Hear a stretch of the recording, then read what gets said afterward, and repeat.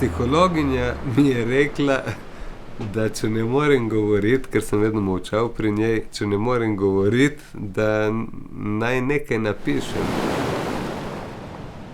Prve čolničke sem kot otrok s prijatelji kradel in vračal, kasneje sem pa na barki odrasel, izgubil nedolžnost, služil orjaški rok, zdaj pa grem na morje samo iz svojega gušta loviti ribe.